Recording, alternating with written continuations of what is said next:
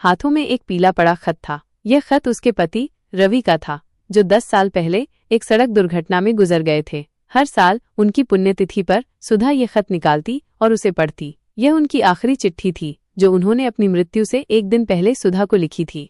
खत में रवि ने अपने दिन भर की बातें लिखी थीं, दफ्तर में क्या हुआ, शाम को बच्चों के साथ खेलने का मजा और कैसे वो सुधा के हाथ की बनी चाय का इंतजार कर रहे थे। खत के अंत में उन्होंने लिखा था, कल शाम को मैं तुम्हें एक और खुशखबरी दूंगा जो तुम्हें बहुत पसंद आएगी, मेरा इंतजार करना।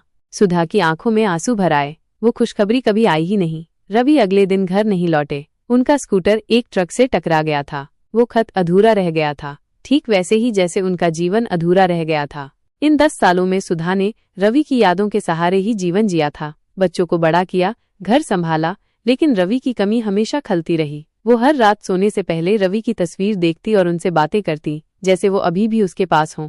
एक दिन रवि के पुराने दोस्त अनिल सुधा से मिलने आए। बातचीत के दौरान अनिल ने अचानक कहा, सुधा, तुम्हें याद है रवि तुम्हें क्या खुशखबरी देने वाले थे? सुधा ने चौंक कर अनिल को देखा। नहीं, उन्होंने कभी नहीं बताया, बस इतना कहा था कि कल बताएंगे। अनिल मुस्कुराए। दरअसल रवि और मैं मिलकर एक अनाथ आश्रम खोलने की योजना बना रहे थे। ये उनका सपना था। उन्होंने अपने सारे पैसे इस काम के लिए बचा रखे थे और कल तुम्हें यही बताने वाले थे। सुधा के पैरों तले जमीन खिसक गई। एक गहरा सदमा और फिर एक अजीब सी शांति उसके मन में छा गई। रवि का सपना, वो तो कभी जान ही नहीं पाई थी। उसने खत को फिर से देखा, एक और खुशखबरी दूंगा। अब उसे समझ आया।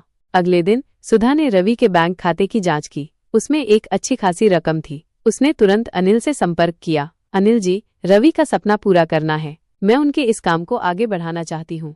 अनिल की आंखों में चमक आ गई। अगले कुछ महीनों में सुधा ने रवि के पैसे और अपनी बचत से एक छोटा सा अनाथ आश्रम बनवाया। उसका नाम रवि का घर रखा। जब आश्रम का उद्घाटन हुआ तो सुधा ने रवि के खत को अपने पास रखा। अब वो खत अधूरा नहीं लग रहा था। रवि की खुशखबरी 10 साल बाद पूरी हुई थी। सुधा ने महसूस किया कि रवि कहीं गए नहीं थे। वो हमेशा उसके साथ थे, उनके अधूरे सपने को पूरा करने के लिए। हर शाम जब वो बच्चों को खेलते देखती तो उसे लगता जैसे रवि भी वहीं कहीं मुस्कुरा रहे हों। यह अधूरा खत अब उनके प्यार और एक पूरे हुए सपने की कहानी बन गया था। ये कहानी कैसी लगी? क्या आप कोई और कहानी सुनना चाहेंगे?